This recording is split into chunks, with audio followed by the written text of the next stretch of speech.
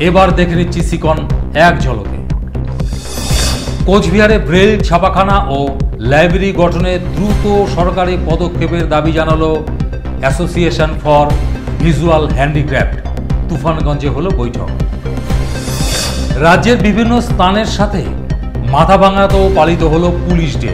এদিন ছাত্রছাত্রীদের অঙ্কন প্রতিযোগিতা এবং অবসরপ্রাপ্ত পুলিশ কর্মীদের সংবর্ধনা দেওয়া হয় একটি অনুষ্ঠানের মধ্য দিয়ে। পাঞ্জাবের লুধিয়ানায় অনুষ্ঠিত জাতীয় আর্ম রেসলিং চ্যাম্পিয়নে মাস্টার গ্রুপের রানার্স হল দিনহাটার দুলাল বর্মন।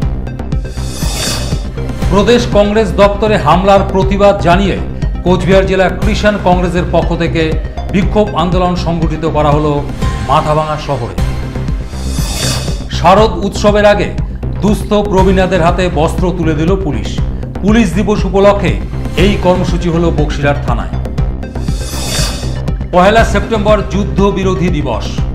এদিন কোচবিহার শহরে মিছিল করল বামপন্থী দলগুলি। পুলিশ দিবস উপলক্ষে বক্সিরহাট থানার পুলিশ কর্মীদের সংবর্ধনা জানালো একটি স্বেচ্ছাসেবী সংগঠন গৌরী ছাট বালাকোটি শিক্ষা উন্নয়ন।